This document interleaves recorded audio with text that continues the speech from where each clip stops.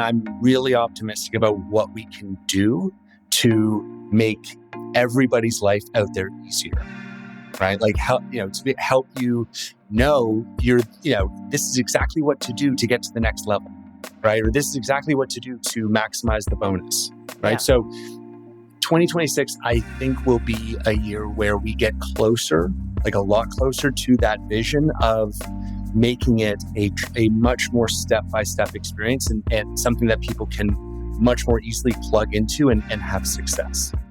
Hey there, and welcome to the Direct Selling Accelerator Podcast. I'm your host, Sam Hind, and I'm so excited that you're here for this episode because if you know anything about where we're at right now, you know that AI is not going anywhere. And if you've been wondering, how do I use AI in my business, whether you're in corporate and you're looking at tools for field, whether you are in the field and you're wondering, how do I navigate this world of AI? What do I use? What do I avoid? What's the right way to use it and what's definitely the wrong way? An even bigger question than that would be, where is this all going? If all of those things are things that you want to know the answers to, you're going to love this episode. I had the honor and privilege of meeting the founder and CEO of Nowsite, Justin Belobaba, when we were last in the US. We caught up after speaking at a convention together and got chatting about his incredible company, what they've been up to and how they've been supporting the direct selling and network marketing industry with AI tools. But I wanted to pull Justin in to talk about his observations of the right ways and the wrong ways to use AI, some of the things that he thinks are the biggest missed opportunities right now by people like you or me, and of course, where he thinks AI is going into 2026. So if you would love to know the answers to those questions too, I know you're going to love this episode. He tuned in and joined me all the way from London, and I loved every minute of this conversation. He was a lot of fun, and he also shared some funny stories along the way of how he got to where he is today. But this amazing man has not built just one, but 4 incredibly successful tech companies. Justin is based in London, originally from Canada. He has a beautiful family, and he understands what it is like to build business from the ground up. But he also understands what it's like to need to navigate technology in order to do exactly that. So, with all of that being said, I know you're going to love hearing from his wisdom and experience, and you're going to find this episode not just helpful, but also a little bit entertaining along the way. So grab yourself pen and paper because he definitely drops some tips and tricks and some golden nuggets along the way that you're going to want to note down. But enjoy the episode, and remember this, it's not about doing all of the things. It's about doing the thing that makes the most sense for you right now. AI is huge. There is so much to this. But the question is, what's the one way that you can use it today? I'm not going to spoil the episode. Justin explains this so perfectly. So I'm going to hand over now to the interview. Sit back, relax, and enjoy.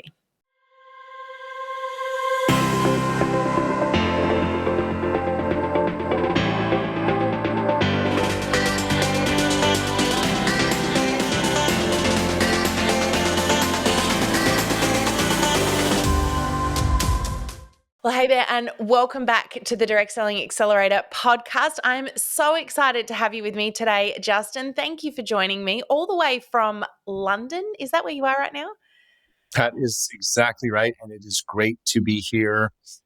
Thank you. Thank you for inviting me.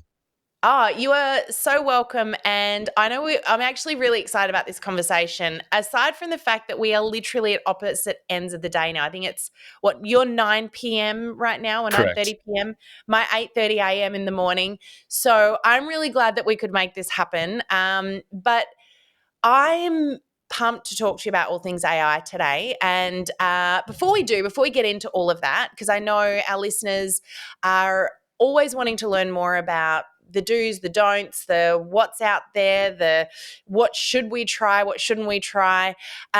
You are an AI tech expert. You've created an incredible platform, Nowsite. You're the founder and CEO. Tell us a little bit about what you've created. Give us a bit of background before we dive into all things AI with you today.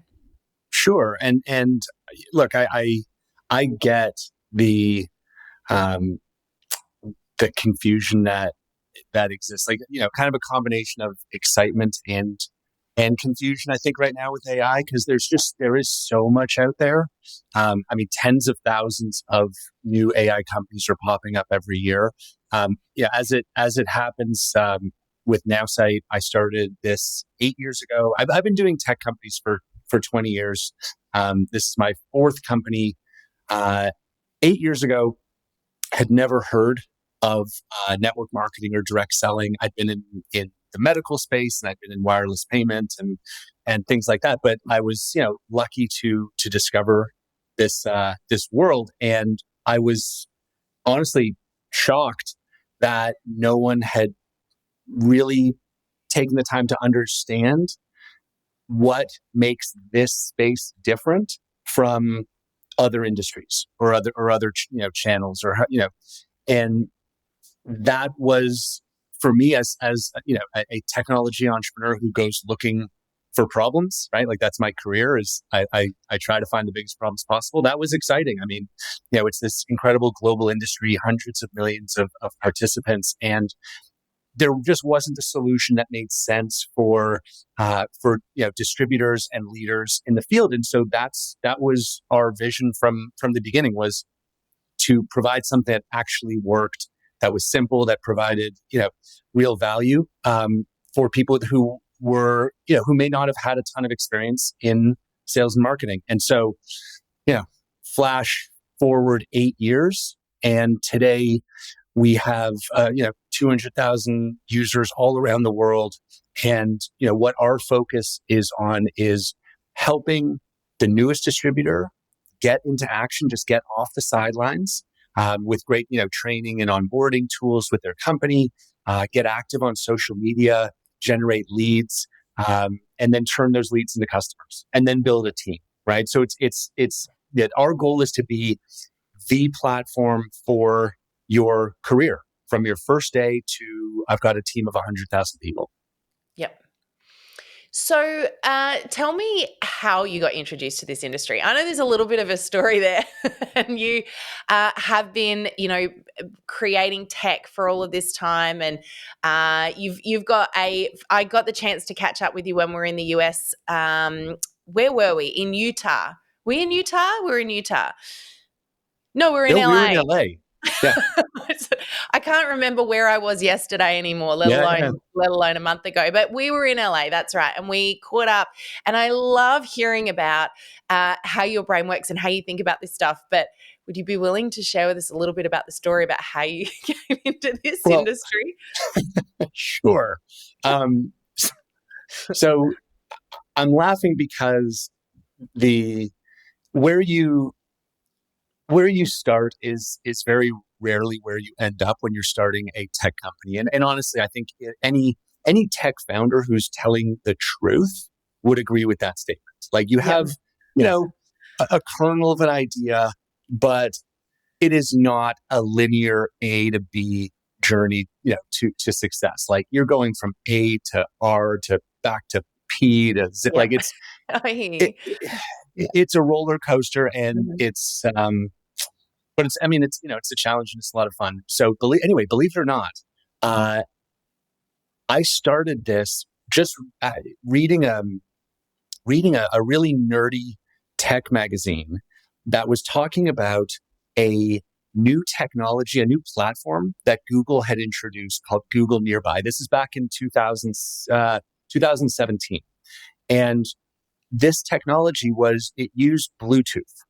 And what Google enabled was, if I was in an airport or a university campus or a museum, and I put Bluetooth beacons, as they're called, all around the facility, it would help people find their way to their gate or to their class or to the exhibit they wanted to visit by generating notifications on their phone, on an Android phone, without an app. And so me, being entrepreneurial, I thought, that's nice, but I bet I could use this as an advertising platform. Yep. And so I started to sell it to real estate agents, saying, hey, put one of these Bluetooth devices on your for sale signs, and people walking by would get a notification to maybe book a showing or to find out the price or get a virtual tour. So this would automatically pop up. The person walking past wouldn't need to do anything. They'd literally get this little notification come up as they walk past the sign saying whatever it is that the real estate agent decided to say. Okay. Exactly. Gotcha. Exactly. So clever, but not what Google had in mind. And, Yep. so we started to sell it to real estate agents. And then all of a sudden, I started to see people that I'd never spoken to talking about it on Facebook. And they started to ask us, can we buy more of these things? They were putting it on their keychain. Yeah. Right. And they were walking around and they were calling it a mobile digital billboard. And I thought, wow, that's really smart. Who are these people? They were all network marketers. So they're walking past people in the street, and every person they walk past is getting a pop-up notification telling them about their business or their product or come meet with me. Exactly. And so this was how I discovered this world of network marketing. It was because I happened to, kind of create a product that turned out to be a perfect fit for this group, for this huge, industry I'd never heard of. And so I got to know, people in network marketing. And what I learned was there really wasn't a platform to do all of the other, marketing that I kind of assumed that they would be doing, from social media to managing their contacts to maybe building a landing page for a website. And I also knew that it was really just a matter of time before Google shut us down, right? Obviously, we weren't using the technology the way they intended. It was pretty spammy. So it wasn't a huge surprise when about a year and a half later, Google just killed the whole platform. So funny story, we were by far the biggest user of the platform in the world. And so I think they looked at it and said, okay, so we've got this company that's kind of just using it for spam and nobody else is really using it. Let's shut it down. So, so we, the whole Bluetooth beacon business went away. It reminds me of the old days in the, you invite everyone over for the dinner party and then halfway through the dinner party, you wheel out the whiteboard, except in this case, it is like you're walking down the street. I love talk about one spammy way to do business, but clever thinking all at the same time. So look, that's our origin story. And, what it led to was I think a pretty deep understanding of this unmet need, right? Yeah. That there was this huge, group of 150 million aspiring entrepreneurs, and no one had really taken the time from the tech industry to understand them, understand their real challenges, and build a great platform. And so, the way that we got into this world was through this kind of, wacky Bluetooth, spam delivery system. But I wouldn't change anything because, we discovered this unbelievable opportunity and this great group of people. Yeah. So how do you go from that to where you've gone, which is utilizing AI in this industry? And I want to unpack a little bit around what's going on with AI right now and what we can expect to see moving forward. But tell me a little bit about how you made that transition. You got shut down, and at this point you're going, great, we want to serve this great industry. How did you land on AI? So we spent the next 4 years building out the foundation, right? Like we built out the CRM and the website builder and the email and the social. And I mean, we created this really, really solid platform. Not knowing, of course, that AI was going to come along and change everything. But that's exactly what happened. I mean, it was November 30th, 2022. And I will always remember that day. Again, I'm a huge nerd, and that was the day that ChatGPT launched. The first version of ChatGPT launched that day, and I was, right in there on the first day. Like a kid on Christmas morning to try this technology that had so much hype. And it was for me, it was a kind of like a very poignant moment in my life. And it took me 15 minutes of playing with this new toy to decide, okay, this is clearly different than any other AI we've used in the past. Yep. This is going to change the world, and I'm going to bet our company on AI. And so that decision was that quick.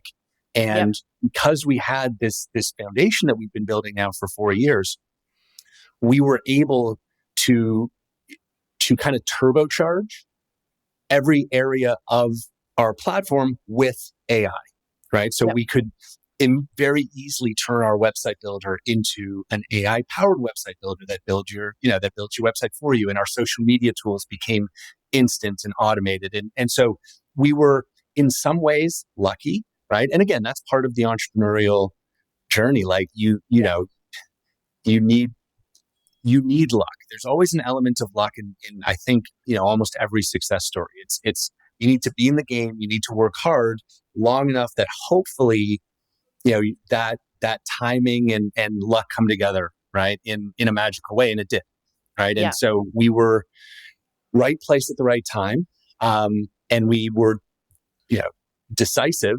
And so we immediately went all in, built AI into everything. And not because not just because it was cool. Like, it was cool, right? But because I deeply believe that AI is the best thing that could happen to direct selling. Like, AI helps solve, in my opinion, like one of the biggest problems in direct selling for the last 100 years, right? Which is, I'm a new distributor. I don't have experience in sales and marketing. It's 11 p.m. on a Tuesday night. I'm all by myself and I don't know what to do next. Mm-hmm. And the magic and promise of AI is it can be sitting beside you as that, brilliant, patient, coach or leader or upline who, giving you that advice that you need, the right advice at the right time to help you build your business. Right. And so that's what we saw. And that's why we are so passionate about artificial intelligence in direct selling specifically. Yeah, awesome. So, I mean, this industry is obviously a very powerful industry. I mean, what I've known for many years now, which is that, it changes lives, it gives people an opportunity, but it does take people from no experience, as you said, maybe they've never run a business before and suddenly they're thrown into the thick of it where they do have to become expert marketers. Some people figure that out naturally, but that's the absolute minority. And for the rest of the people out there, it is, what do I do? How do I promote? And the natural tendency for most people in this industry is to jump straight to the sale, is to, broadcast and spam and, be the walking Google beacon, if you like, of this world, but on social media. And it doesn't work. It didn't work well before, but it's working even less now in the time that we're in. What would you say, like, you obviously came into this industry and you went, okay, I can see a big problem here. And you mentioned the problem of the new person coming in. What would you say are probably the biggest missed opportunities of the industry right now where we sit, where you go, there is a really great opportunity here, is an amazing tool or amazing tech out there that this industry right now is not grabbing and using effectively? What would you say in 2025 and going into 2026, the biggest current missed opportunities for this industry that you would love to see it move forward with? Ooh. How much time do we have? No. Yeah, I know, right? No, like looking at your face, I'm like, this is a bit. I just opened a can of worms, didn't I? And I don't want to bore everybody by just rattling off a bunch of technologies. But here's something, like, one thing I know for sure. This is one of the most underinvested industries in technology in the world. For an industry of this size, Yep. we're talking about like hundreds of billions of dollars in sales, right? Yep. And it's global, and it's growing. I can't believe the state of technology in this industry. It is wild to me, as like seeing other industries, seeing the medical industry, which is also behind, right? But seeing, like financial services, like seeing what's out there versus what's here. I mean, this industry it's fighting, a battle with one arm tied behind its back. I Yeah. mean, really, like, from the commission engines to e-commerce to, you've got these very successful companies, billion-dollar companies that I can't believe anyone can order from their websites. It is so complicated. Yeah. Like it really is a testament to the distributors that they're able to, overcome the very, ancient e-commerce and websites that are out there. Right. So there's a need to just modernize the whole thing. And that's huge. But I would say, kind of getting out of the weeds on technology, if you think of like network marketing or direct selling as one choice, right? If I'm looking to add a new stream of income for myself, right? Gig economy has been, one of the biggest stories of, the last 10 years. Yeah.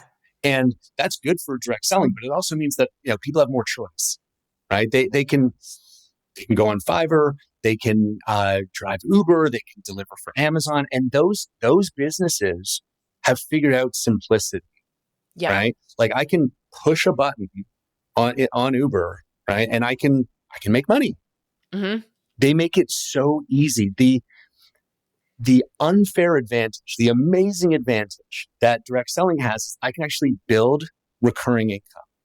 I can't do that with Uber. I can't do that with Amazon. I can't do that anywhere else. I can actually do it here, but we make it so darn complicated. Yeah. Right? With compensation plans that you need like a PhD, to figure out, and onboardings that are, first you have to go onto this system and then that system and then that system and that system, and these, completely Byzantine, checkout experiences, right? Like we make it too hard on the newest person to figure it out. It needs to be much more step by step, paint by numbers, so that people can find success. I mean, we have like 50-60% of new distributors quit in their first 90 days. 80% quit in their first year. Why? Yeah. It's too complicated. And technology, I really believe that technology can be part of the solution, right? Buy-in from the companies, but technology, it's at a point where if companies just invested in it, you would see an incredible unlock of simplicity and human potential. Yeah. And I agree with you. I think one of the biggest challenges, though, and you already touched on this earlier, is the fact that there are so many tools popping up every day out there. Yeah. And the question is, where do I invest my money in order to get the best return on investment? And so I want to unpack AI a little bit now and talk a bit about the opportunity for AI. Let's talk first of all about, it's become such a buzzword. And I think for many people, particularly in this industry, we have, yes, there is a young group of people coming through, which is great. I think it's probably slower than it needs to be. We'd love to see more of the younger generations coming in, but the reality is we've got people sort of my age and older that are making up the vast majority of this industry. And I can tell you, I'm not going to tell you my age, Justin, but I'll tell you, I didn't grow up with technology at my fingertips. There was one computer for our entire year level when I finished high school. And so, that means that anyone sort of, let's say 35 to 40 and older, Yeah. is self-taught when it comes to technology. And so there's a lot, I think, of nervousness around these tools. What would you say is one of the misconceptions around AI that you wish more people understood right now in order to be able to, I guess, be more open to the use of it? Yeah. I'd say what we see a lot um, is we see there's almost like this, you know, technological perfectionism that we come across where, you know, Mhm. a new user uh, feels like if I don't understand everything, then I won't use anything, right? Like Mhm. because there's so much information, there's so many tools, and there's so many new shiny objects that are popping up Yes. every day Yes. that I think we're kind of missing the forest for the trees, and there's a lot of trees, Yeah. right? And the truth is that like really good technology shouldn't feel like work. It should feel like relief, Yeah, that's a really great point. right? Mhm. Like it should feel like ugh, it's intuitive. I know what to do with Yes. it, and I'm getting value instantly. Yep. And Love it. and really, like what we try to emphasize as a company is, you know, marketing, sales and marketing is it's not a race, right? And if it is a race, which it isn't, it's definitely not a sprint. Okay. Like what the most important thing is to take one simple step, like Mhm. one simple step, it, a task that, you know, you maybe procrastinate on, maybe you don't have a lot of confidence in, just do something simple, Mhm. right? Like you're going to get a huge, you know, confidence boost just from doing the simplest task. Right. Yep. And then tomorrow, try one new thing. And then the next day, try one new thing. Yeah, And so 100% if agree. you can find a platform that allows you to take multiple steps, that's really good. Because, you know, the last thing I would ever recommend to someone who's new is to follow the advice of you need this and this and this and this and this and this, because Yep. the complexity just becomes so overwhelming that you never really get anywhere. Mhm. So if you take one small step a day and you have the patience, you know, to do that for a couple of months, maybe a year, you will be amazed by where you are in 3 months, by where you are in 6 months. You're going to be doing things you never thought possible, but because you took it really one step at a time. Yeah, I love that. We call that the 1 degree shift or 2 millimeter shift, and it's Mhm. just that you can move a mountain if you do it 1 grain of sand at a time, right? So Exactly. I love that, and it goes with technology too. So tell me, with AI, where do you see the biggest opportunity for consultants to leverage it right now? You've sort of touched on a few things, but if you were, let's say, if you were stepping into the industry as a consultant Yeah. right now, what for you would be the immediate ways that you would be implementing AI into your business in order to leverage it? My opinion, and you know what we really try to enable um, is activity and productivity, right? Yep. Like I think that there's a tendency again that, you know, there's a tendency towards, you know, perfectionism and quality, but not enough emphasis on quantity, Hmm. right? So um, what what we try to help our users do in I want to say this is important, in an authentic way, right? In a way that, you know, doesn't try to turn you into something that you're not. Like the AI is the robot. You should not be a robot. Okay. The AI should be an assistant helping you be at your best, I right? love it. Helping you Yep. do all of the activities that you know you should be doing, right? Like Mhm. following up with prospects. I don't know anyone who loves following up, but they say the fortune is in the follow up, and that's true, right? So being able to have an AI assistant that knows your writing style, that knows about, maybe the company's products and can help you formulate messages that sound like you, Yep. right? And I'm not saying, try to automate everything. People try to automate things that do not need to be automated. When you're starting, don't automate. Don't automate. Okay. Just use it as an assistant to help you be more productive. Same with social media, Yep. right? Like if you can find a system that helps you be at your best on social media by making it a little bit easier so you're not staring at a blank screen, that gets to know you and your interests and your writing style, that can be really valuable. So Yep. that's, for me, I think that it can be very, very helpful as an assistant to help people just kind of get their activity level up to a place where they're going to see results. Yeah. Yeah. So, I love that. So productivity, and I love what you said about not automating. Let's talk a little bit more about some of the gotchas. Now, you and I have sort of off screen talked a little bit about the ways that people are potentially misusing AI. What would you say are probably some of the biggest mistakes or traps people can fall into right now? I mean, AI is not perfect and it's not great for everything, right? So what would you say, in your observations of watching people using this tool, are some of the things that you would be suggesting people avoid doing, or even tools out there? Because not all tools, this is really interesting. I guess there's an assumption that just because a tool's out there, it's a great thing to be using and it's okay. Mhm. Let's maybe just shine a little bit of a spotlight on some of the things that we should be wary of and maybe be a little careful of doing. Yeah. One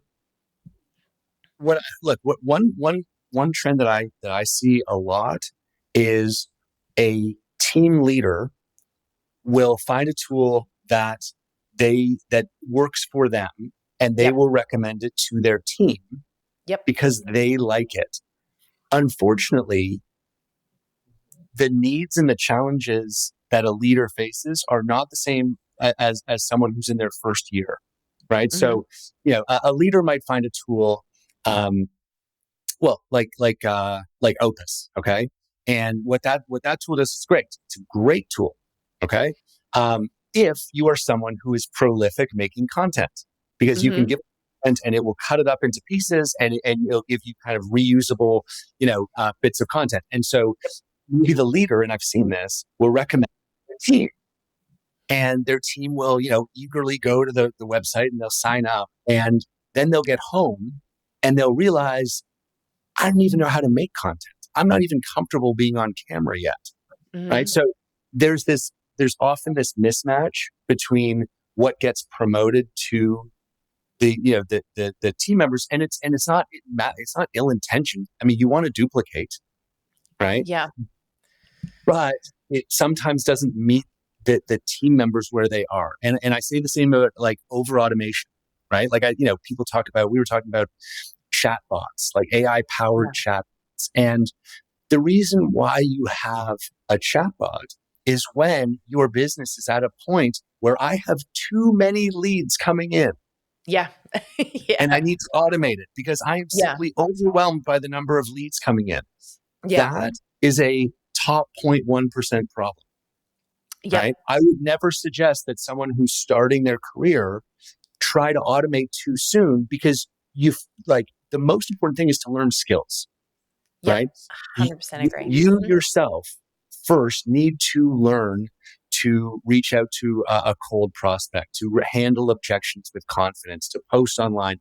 Like, these are indispensable skills, and you can't skip first base and second base because you want to hit a triple on your first day. You have to go through that learning just like everyone else. So AI can help you be productive on the journey, but it's not going to help you skip, the Yeah. first 6 necessary steps. Yeah, 100%.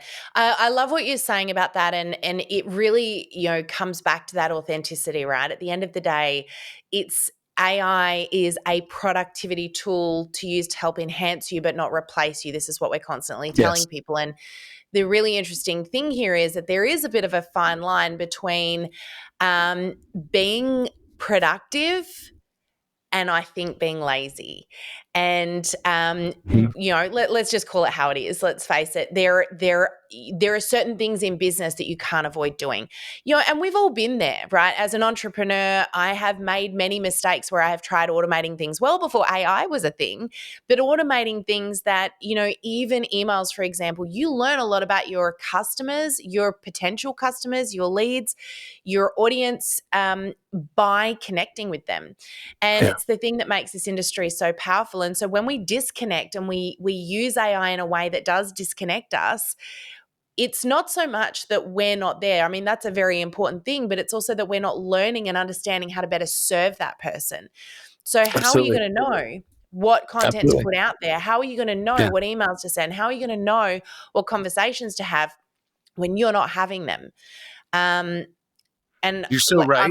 And by the way, like, I've had in my career, I've sold 3 tech companies. I learned absolutely nothing from those successes. I learned everything from the failure, right? yeah, yeah, From like I like it, but it's true, right? Like I learn nothing from when things work. I've yeah, learned every single lesson in my career by trying and not succeeding and failing yeah, and running into a brick wall and needing to refine my approach, right? So to think that that's not part of building a career is just not realistic, and no amount yeah. of AI is going to help you do that. Yeah, that's so true. And I think there's this fear, isn't there, of failing, but at the end of the day, if we don't figure it out. There's a Yes. difference too, though, between failing and learning and Yeah. repeatedly failing in the same way because we don't learn the lesson. And I think we can easily repeatedly fail in the same way when we're not actually there.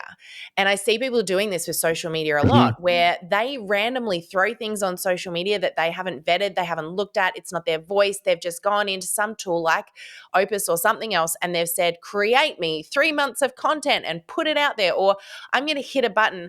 I'm going to throw it out there. Justin, I could get in a lot of trouble here with some tech companies that I know do this, but companies that where people can hit a button and say, I Yeah. want you to post for me automatically every day or every second day. And they are not inserting themselves. They're not checking it. They're not looking at their insights. They're not putting Yeah. their words in.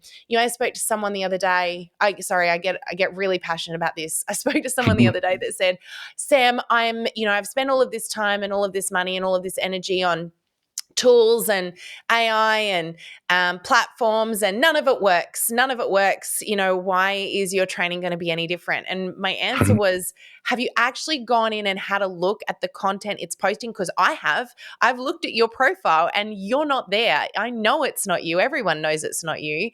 And they then went in and had a look for the first time in 2 weeks and went, oh, okay, I guess I probably could make some adjustments. But they're making the same mistakes over and over and over again because they're not actually there. It's like setting up a business, opening the door, and then Yeah. leaving.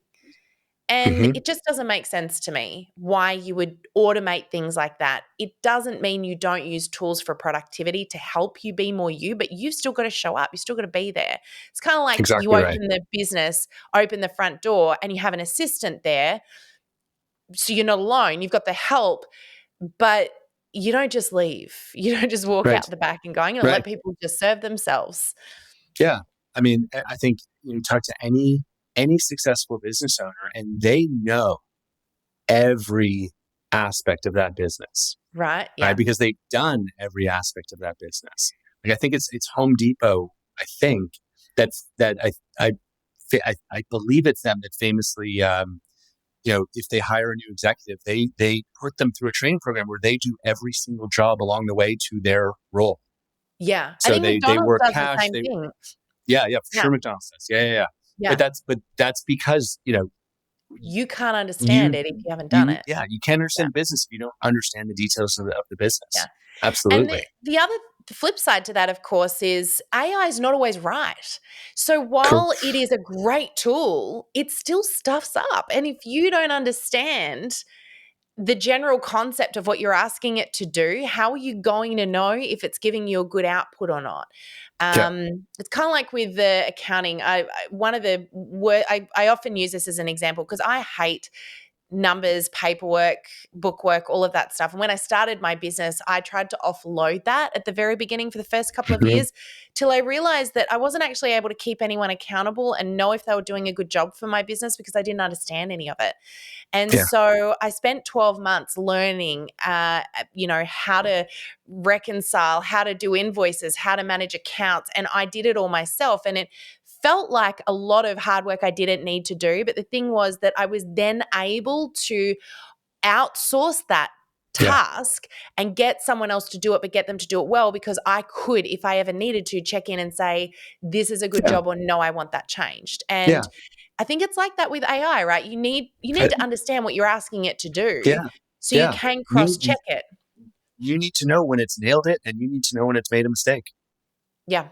Yeah. Absolutely. Right. Like that. I mean, you don't have to do your accounting anymore, but you have developed a sense of when things are going right, when they're going wrong. Like you can look Yeah. at a report, and because you know the details that go into it, you can very easily see, Yeah. oh, there's a problem there. That doesn't look right. That doesn't look right. And that's the skill that only comes with experience, right? Yeah. And you cannot skip it, right? Yeah. Now, for me, well, that's kind of half of the picture that, which is we've talked about, like, as a distributor, what are the things that I can personally do with AI, right? Mm-hmm. But the other there's another really amazing area of artificial intelligence right now in direct selling that I think is going to be equally impactful, and that is using data, corporate data, to enable the distributor to make better decisions and Yeah. make better recommendations than they ever could have, because they Mm-hmm. don't have access to that information. And so, Yeah. things that we're working on, um, for example, being able to work with like all the purchase data of a company, right? And so we will be able to tell a distributor that, hey, your client Susie would be a really great candidate for this new product that we have, Mm-hmm. Yeah.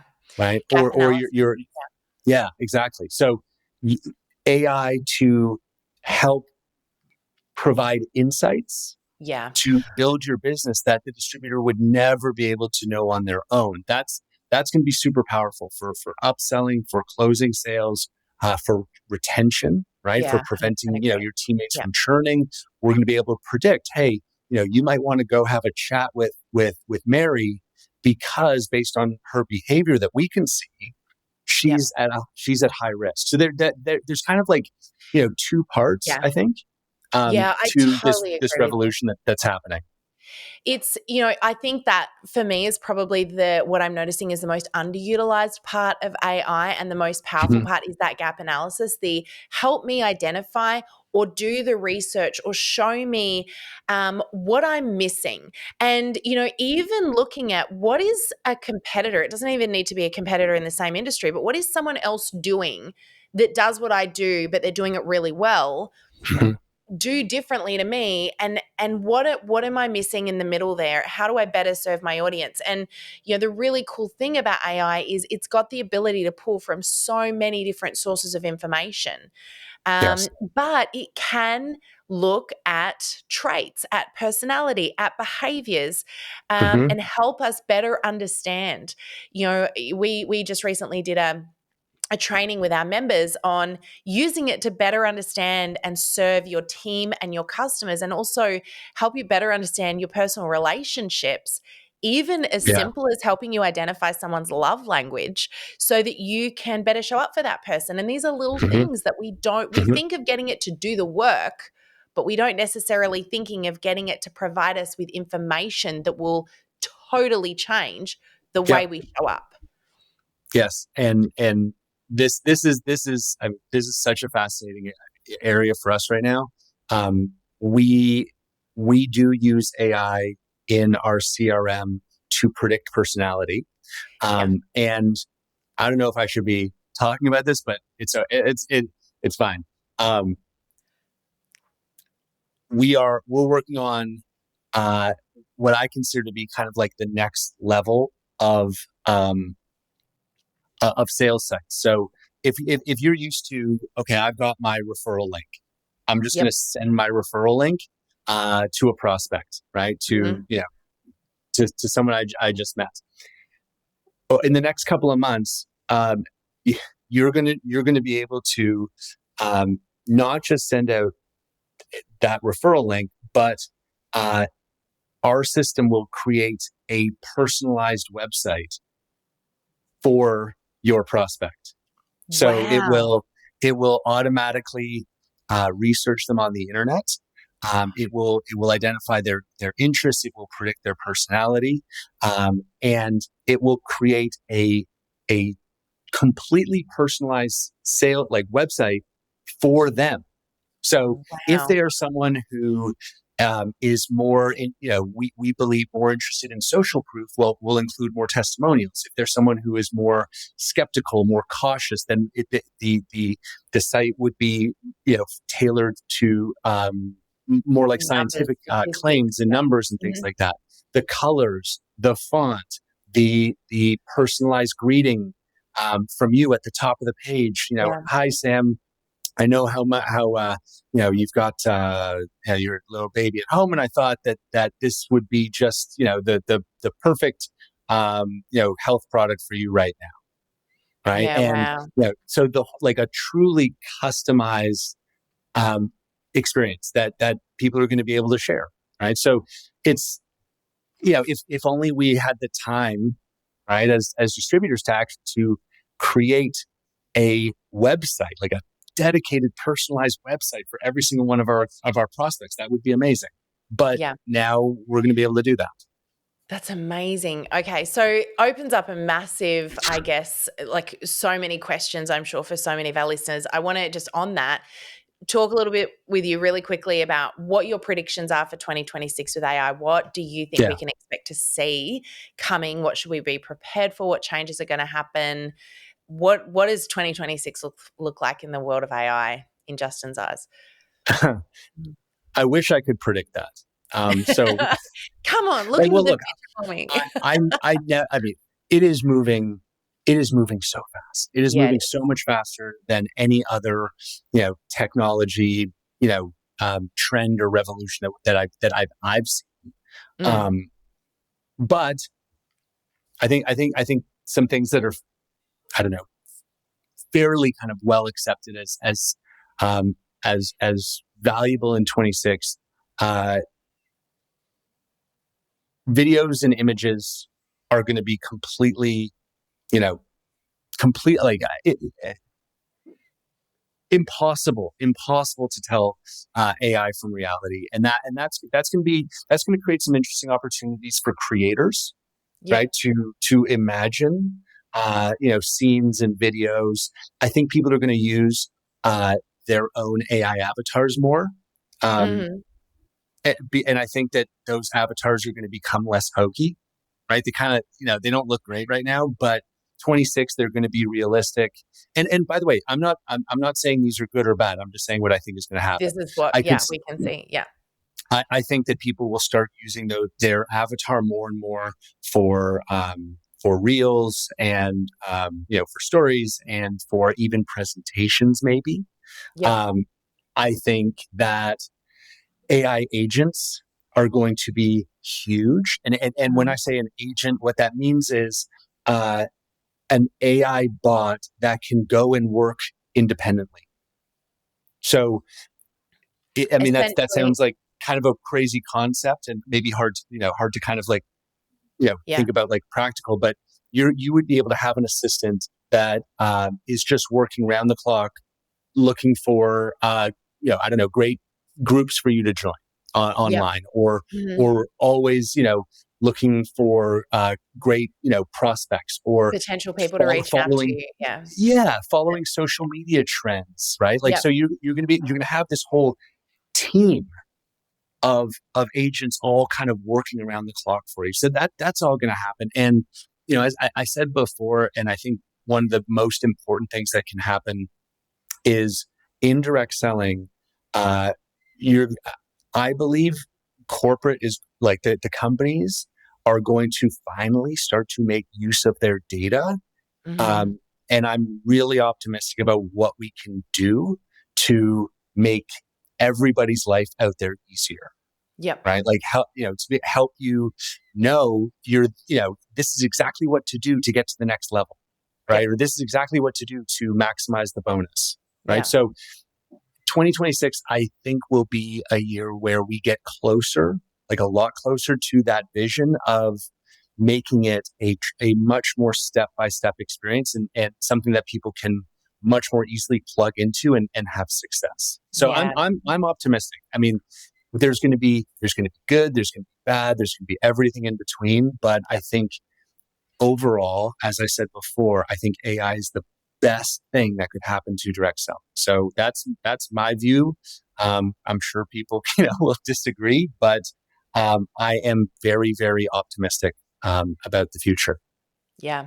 No, look, I think, Justin, there are so many amazing things that are sitting there ready for us to do that we could be utilizing right now. And of course, great opportunity, like you said. I think data is so underutilized, and that cross-matching. And it's interesting because, social media platforms have been doing a lot of this for a long time, using the data that they have to cross-match this information, to understand through the algorithm, using the algorithm to understand people better, to deliver better content. And the thing is that we've now got the opportunity to do that without having to create the tech as Facebook had to do initially.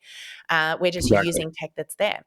But literally uploading data and saying, because let's face it, everyone's got a profile out there online. There are things you can find out about people online. If it's public information, then it's available to be researched. And so, why wouldn't you upload your list of contacts through, of course, your private sources, but utilize them to help better understand them, to better serve them.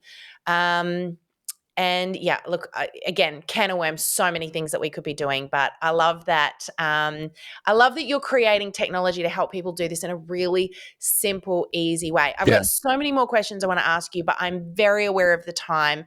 So I do have my 4 favorite questions, but before I get into those, if anyone wants to learn a little bit more about Nowsite and how they could potentially utilize it, whether they are a corporate or whether they are a distributor consultant in the field that's like, hey, this sounds like a tool I might want to look into. How can they find out about you guys? Where do they find you? Thank you. Our website is now.site. And feel free to reach out to me, Justin at now.site. Distributors, leaders, companies. Yeah. Love to talk to everybody. We'll put that in the show notes, and site is SITE, right? Correct. Got it. So let's ask you a couple of quick questions. I'm going to throw an extra spanner in here that I personally want to know. I'm very curious. How does Justin love to use AI himself in his business? What's one way that you use AI, not necessarily ChatGPT, but AI every day personally? Oh, I use AI constantly. And so on my screen, I've got Grok, ChatGPT, and Gemini all open. And I have them actually argue with each other. Because I do find that ChatGPT is a little, my kids would say it glazes you. Like it kind of, it pumps you up, right? Yeah, so it's always a great idea. It's always the best. Yeah. Yeah, it's a little too friendly. So I'm skeptical about it. I want you to tell me when I'm wrong. Yeah. So I actually have found that if I pit them against each other, then I can get closer to an objective answer. But I use it for everything. Like I use it. I mean, I'll give you a dumb example. I use it for like picking wine. I don't think that's a dumb example at all. It's so I know nothing about wine, right? And you get these huge books at a restaurant. I don't know where to start. And so what I've done is every time I like wine, I take a picture of the label and I say, this is like an 8 out of 10. This is a 7 out of 10. This is a 9 out of 10. Yeah. And so when I go to a restaurant, I can say, what here would I like? I'm at this restaurant. What do you think I should get? And the recommendations are spot on. Oh, So I it's just love like, it. that's a little kind of, nerdy use case. Yeah, I love But that. I try to tell it as much about myself as possible. And again, like I get privacy. I understand all that. I think, I've got Alexa listening to me all day long. I've got Siri listening to me all day long.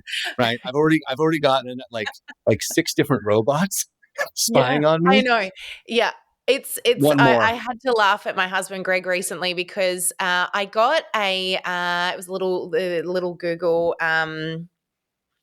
might have been the Dot or something, like it was just a little speaker, and I had it because sometimes when I am doing those monotonous tasks, I like to listen to music, and I didn't want to have to, get over and press the button. So I wanted to be able to tell it to do something or ask it a question. This was probably about a year ago. So this is like old news, well and truly now.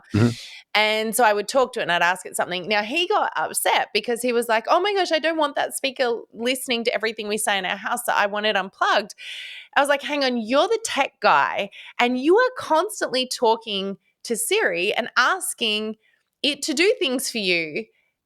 Is that not exactly the same thing? And it was that moment where he went, I guess it is. I guess she's listening all the time too. And yeah.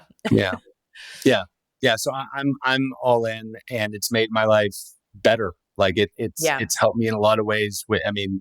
From business, it saved me probably, I don't know how much it saved me on lawyers this year, but a lot. Like look, the contracts to, advice. Better understanding things. Yeah. Oh, it's amazing. Amazing. So good. I love it. Okay. So here are my 4 quick fire questions. First one is, what is your favorite book for us to add to our accelerator book list? So I thought a lot about this one, and I have to tell the truth. Oh, the Places You'll Go by Dr. Seuss is my favorite book of all time. I love it. You are actually not the first person to suggest that one. Well, I'm not surprised. It's a classic. Yeah. I cannot get through it without crying. It is so good. It always inspires me. I love it. Okay, next question. Your favorite quote?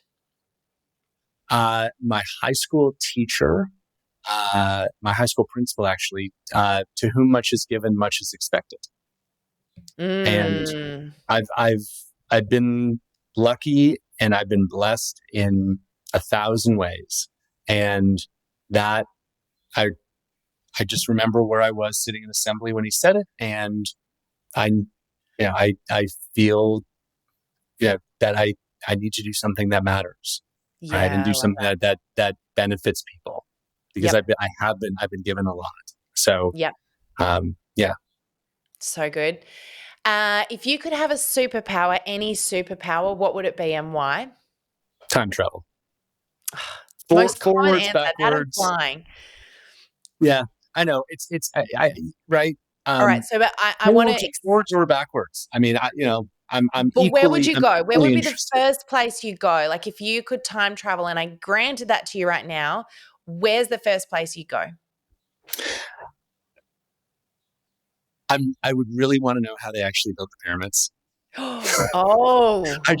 Conspiracy theory, you reckon? No, not conspiracy. It's not a conspiracy. They're amazing. And when I saw them, I was there 3 weeks ago. Yep. And if anyone who's been standing at the base of I've these been pyramids, I got engaged there. Okay. Wow. Cool. You just can't believe that. The size. 3,000-4,000 years ago, 5,000 years ago, that this could have been possible with that. There must have been, I'm not saying aliens. I'm just saying some other technology. Right? Yeah, so there is a belief, there are documentaries on this, that there is a belief that they actually had technology that has been lost. Sure. And same thing with the Incas, and that they believe that there is actually, because again, that it's we could go down a whole rabbit hole here, but the measurements even of and they're cutting and where they came from, because the blocks didn't come from where they ended up. They got them there. And so the question is, how did they perfectly cut them? How did they get them there? How did they get them up there? And they didn't have cars. They didn't have, what did they have? Like no trucks, no cranes. The summit, like the tip of the Great Pyramid, is within 2 inches of the exact right, perfect center of this 2.6 million, block structure. Yes. It's amazing. So I would love to know that. I would also love to go, and this may be a little bit boring. I'd love to see where we are in 50 or 100 years. I'm so I don't think that's fascinated boring at all. I think it'd be very interesting. There's just so scary. There's so much happening right now. Yeah. I can't, like, it almost kind of like defies belief that we are alive in such a time where you've got this, like, all of these factors are converging, right? From AI to freedom of speech online, to what's happening politically around the world, to climate change. I mean, it's like this perfect storm of catastrophes all happening at the same time, but also like some really great things happening. So I'd love to see where we go as a species. Like, I think it's such a pivotal moment for us right now. Yeah. There's some amazing stuff going on. Last question, Justin, is if you could go back in time and say one thing to your past self, what would that be? Just enjoy it more. I mean, I've worked. I have, I'm proud of what I've done. But I wouldn't say that I've stepped back and been as present as I would want to be. Yeah. With friends, with family. I've got the most amazing 3 little boys ever. So I wish I could, go back and tell myself, like, this is so precious and enjoy it more. I did enjoy it, but like, I just wish I was more present and more mindful and more aware, because it goes so fast. I mean, it's yeah. Trust me, before you know it, they're teenagers, and you wish you enjoyed them more when they were babies. Exactly. Justin, this has been so great. I could chat with you all day, and I have got a ton more questions I'd love to ask you. But thank you so much for taking this time out. I know it's very late at night for you right now, and I really appreciate you taking this time and providing wisdom and knowledge and insights for our audience. So thank you so much. Well, it's an absolute pleasure, and I really enjoyed this. So thank you again for having me. Yeah, you are so welcome. And thanks, of course, to our beautiful listeners again for tuning in. It's been so great to have you guys as well. But that's it from us today. We'll see you again on the podcast next week, everyone. Bye for now. Thank you for joining us in this episode of the Direct Selling Accelerator Podcast. If you love listening and you found that this was helpful for your direct selling business, please like and subscribe to our YouTube channel. You can also check out the recommended video that's popped up on your screen right here. I look forward to seeing you again next time. Bye for now.